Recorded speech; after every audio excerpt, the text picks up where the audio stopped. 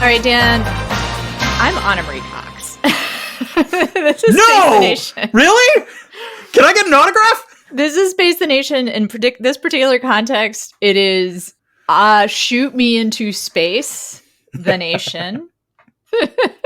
Wait, no, shoot Democrat donors directly into space. How about that, Dan? What do you think? Oh, okay. So I'm Dan Dresner, and this is an emergency patrons-only podcast. And the reason we are doing this is because we are eventually going to get to recording our planned episode, which is a canonical for Leibowitz. But literally, as we were setting up, we received the notification that Joe Biden had withdrawn from the 2024 election without making it very clear who was going to succeed him, although I think he wants it to be Kamala. And, we're going to talk about that because we're both still processing it. And we might have different reactions because, I'm not crazy about mega donors, but I also don't think this is on them. I mean, there's a lot of blame to go around, Dan. There's there were a lot of bad actors here. Yes, but go ahead. Who do you think is the baddest actor? The baddest. I mean, I think it's a tripod, Dan. It is triad. Like triad. Yeah. That without any of the other legs, the whole thing may have fallen. Mm-hmm. So I would say donors. Yeah. Because donors are control who we have as leadership of the Democratic Party. And then I would say leadership of the Democratic Party. And then I would say media.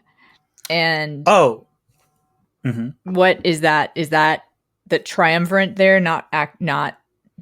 Does that not fit in with what your vision is? No, I will start. I think you're missing. My triad is as follows. Number 1, Joe Biden. Oh, Number 2. He is the seat of the stool, Dan. Okay. Number 2, Joe Biden's family.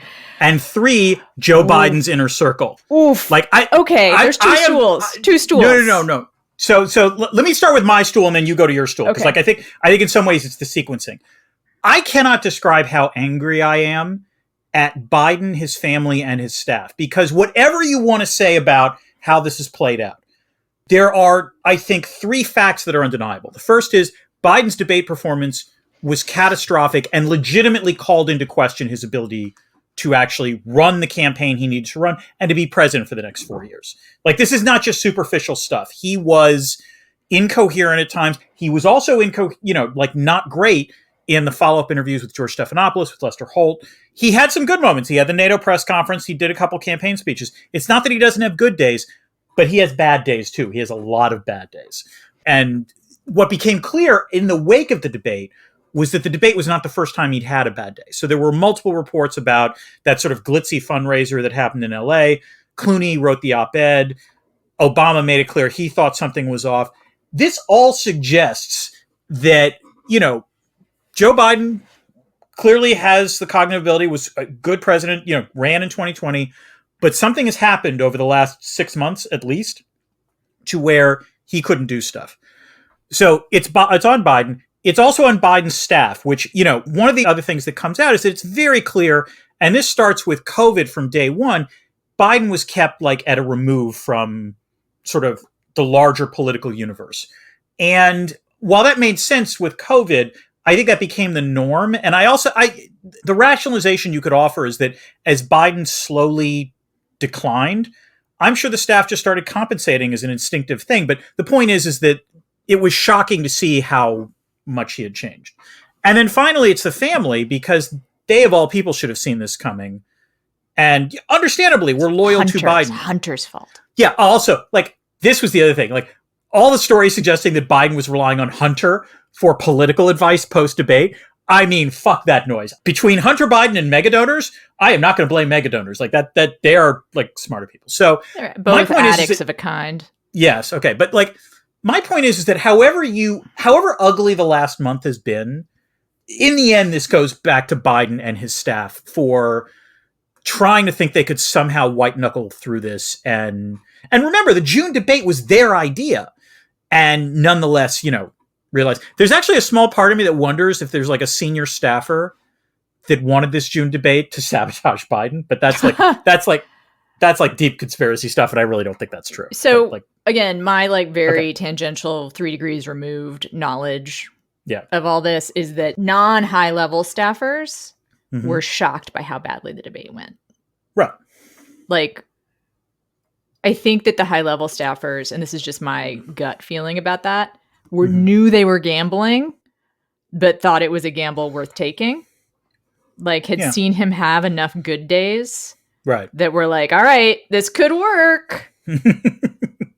It's so crazy, it just might work. It's a risky plan, but it just might work, Anna. Yes. Yeah. It like and they envisioned it like, and they envisioned only needing like one good debate, probably. They're like, we're gonna do the one good debate, and then we're gonna like, we can't debate a convicted, whatever. Like they'd figure out some way to get out of it. I will say 2 minutes ago on a post on Shitter, Biden endorsed Harris.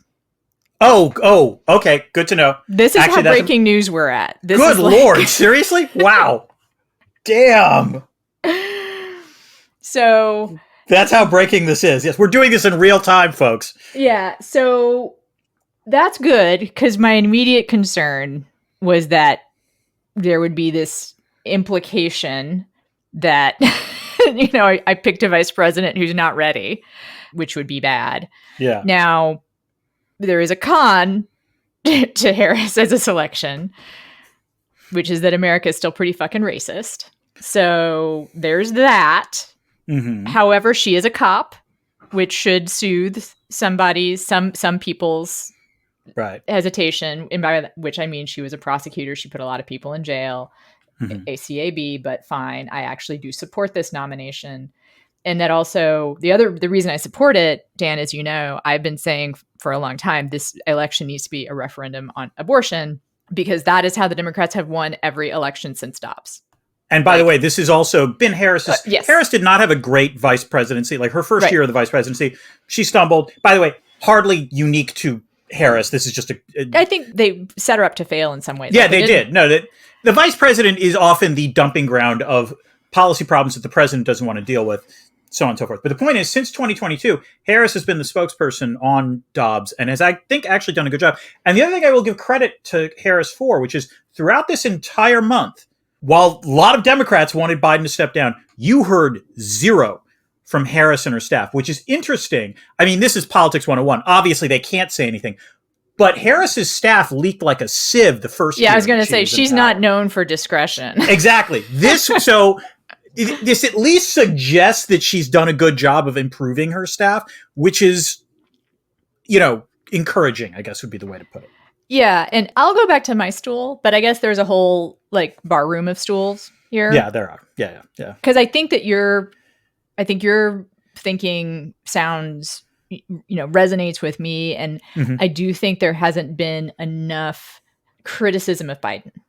Right? Because I listen to right-wing radio. Yeah. There you go. Yep. Go ahead.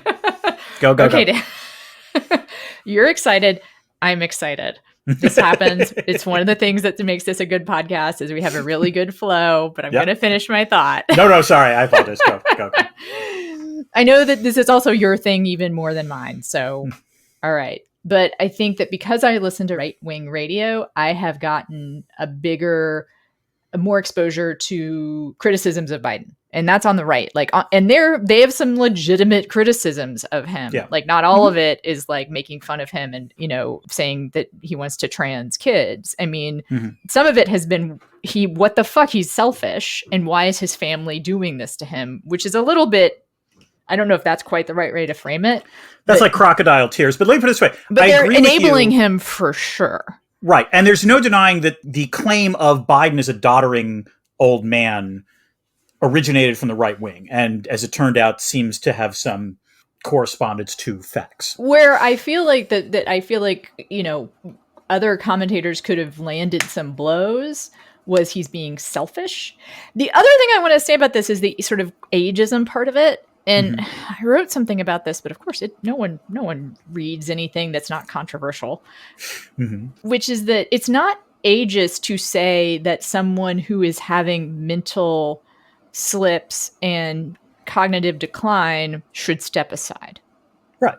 it is ageist to say old people should step aside. And I think that the messaging on this got really confused. Like the talk about it all became he's too old. Yeah. And that is not something I think we could have gotten more traction and it wouldn't be like as weird or anything. And if anyway, I feel like that is a distinction I want to make because, you know, there are plenty of older statesmen out there who were fine. One of whom Liz Warren, Bernie Sanders, or Nancy Pelosi. Nancy Pelosi.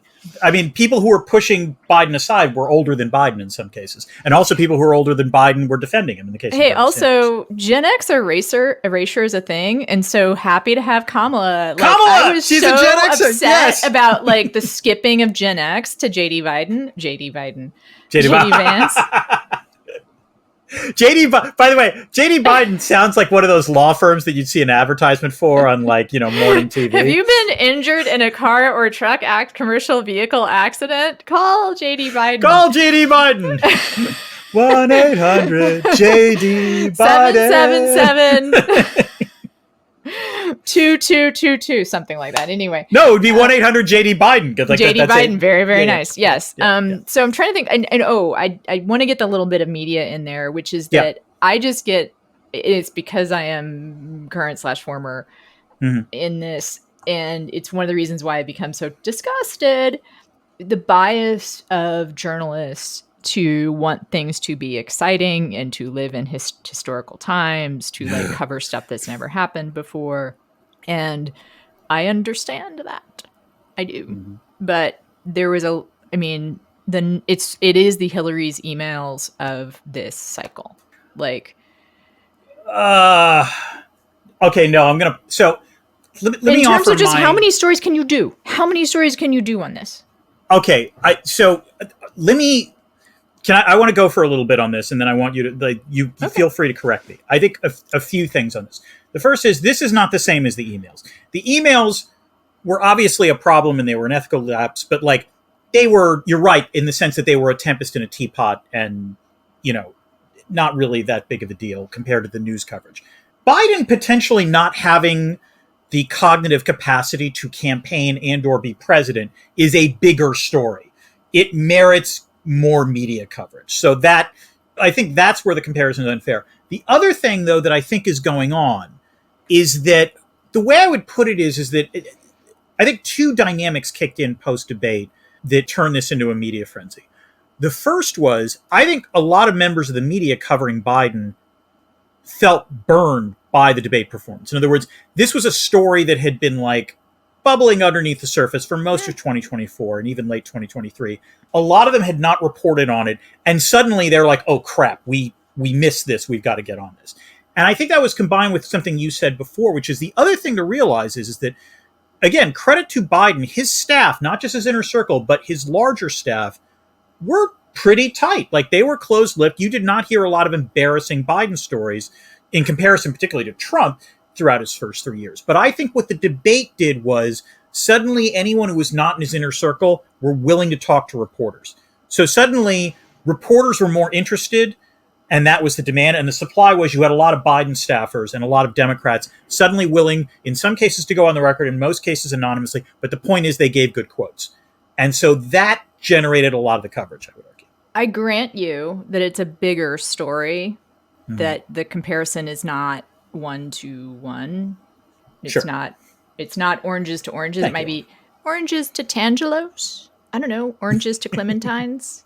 In that, let's see, in the emails would be the smaller fruit. The clementines, yes. The emails of the clementine system. The emails of clementines. Yes. What they have in common is the amount of stories that are done on something. You're saying it's bigger news. It is bigger news, but I just felt like there was a lot of more. Maybe this is the pundit class that I'm more frustrated with, and less like reporters. Yeah, no, that's the fair. Line is like, you know, there's gray area, especially in how reporters have conceived of themselves over this, especially it's the Trump era. There's been more like, I guess, my opinions are kind of important, and I will kind of slide them into this story, you know? Yeah. And the eager, and then there's a certain like, I mean, it's important, but at the same time, the policies. Like, sure. What are the policies that might, and that truth is what policies would change from Biden to Harris? None. Well, we'll see, but I think you're right. But let me put it this way. This is where I agree with you 100% on this. And this is where the fact that Trump is now the front runner, part of the problem with 2016 was that the media thought, okay, Trump's not really going to win. We should focus on Clinton. Yeah. What are her policies? What are her issues? And you know what? I don't actually necessarily begrudge that. The idea is that the front runner should merit more focus, more critical coverage, precisely because they could win.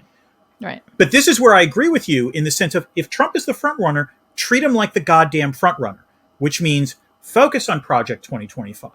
And Focus Project on the Republican 47 Party platform. is the other Agenda 47. Agenda 47. Yeah. Focus on what he has been promising to do. Focus on the fact that his convention acceptance speech was actually also borderline incoherent. Ask questions about his cognitive capacity. In other words, there is a whole array of stories, if you want to talk about, Trump as the frontrunner, that raise questions about whether or not he can be president for 4 years. So, there's a lot of road for the media to cover. And I agree with you. Hopefully, the one concern I have is that if it winds up being Harris, suddenly the media feels like, well, we've got to give her another look. And again, it's another month where Trump is off the hook. And so we'll see how this next month plays out. And I think that the coverage, and in some ways the coverage, we'll keep this in because I'm not going to edit this, but like my best friend in town who she's, I met her because she's a dog trainer and we've become really good friends. Okay. And I only put that context in there because this happens sometimes with politics. She just texted me, "What the fuck is happening?" I'm sorry. We shouldn't laugh at this. No, it's a good question. It's a good question from someone who's like, she follows politics. She watches MSNBC. But I think you should tell her, by the way, that the answer is that at the Democratic National Convention, they're going to nominate Mitt Romney to be the presidential candidate. They're going to listen to Aaron Sorkin and, do the right thing and nominate a good white Republican. Oh, God. By the way, so like just a brief aside, I swear to God, I thought that was a Times parody when it first came out. Like, why did the Times ask Sorkin? Special? Like, is it why did the Times ask Aaron Sorkin in the first place? And could Aaron Sorkin have picked a more Aaron Sorkin formula for this? Like, even Sorkin has to look at this and think, I've done this before. Oh, wait, Dan, I was thinking we should start to wrap up. And now we get to advertise our Dead Zone episode. Yeah. Oh, that's right. God. Starring Christopher Walken, Bartlett, and starring Martin Sheen, yes, as a a equally perhaps charismatic politician, but much more dangerous politician than Josiah Bartlett. Yes. Yeah. So let's wrap up giving people a little bit of Space the Nation traditional stuff, which is that what questions can we answer now about who would write the version, like who would write the fictional version of what's happening? Oh my God. Wait, who do we think will, or who do we want? Who do we think, like, what would be, like, if this was happening in the sci-fi universe, like, what's, what is an author we'd want to tackle it? And then I'm trying to think, I had another idea. Oh, and what piece of science fiction could people read to kind of set them up for, like, what might happen? And would it be Canticle for Leibowitz? I'm going to answer that last question first. No, I hope it would not be Canticle for Leibowitz. Yeah. All I keep thinking of is who I don't want to write. Okay, good. So, like, I don't want George Lucas to write this. Oh, God, I don't want this to be like the Star Wars prequels. I definitely don't want Sorkin to do it. Although this does ask the question, what do you think? I now kind of am curious what would happen if Sorkin ever did a sci-fi thing. Well, one could argue that West Wing was kind of speculative fiction. There we go. Well, yeah. What about Tony Gilroy? Oh, man. I think we hit on it. I think Tony Gilroy, yes. It's the combination of machinations, right? Yeah. And heroics. And actually, and having to sacrifice your personal morals for the greater good. I will also say that I think one of the other screenwriters for Andor was Beau Wilmot, who was one of the showrunners for House of Cards in the first couple of seasons. So there we go. We have hit upon it. Yeah. This is an emergency episode. I am actually going to upload this today, which is Sunday, July 21st. And you should do it right now before. I'm actually going to do it right now. Okay. And so we're going to go back to recording our regularly scheduled episode. The episode that is up right now. A Quiet Place Day 1. A Quiet Place Day 1, which is, apocalyptic, I guess, but not really something. If you want, maybe it could be considered escapist in this context. Yes. All right, Dan, thank you for going along with this, because we're going to talk about it anyway, and I just decided to no. This was much more fun, actually. I think this was a good idea. Yeah. All right, until 5 minutes from now, Dan. Keep this channel open for more.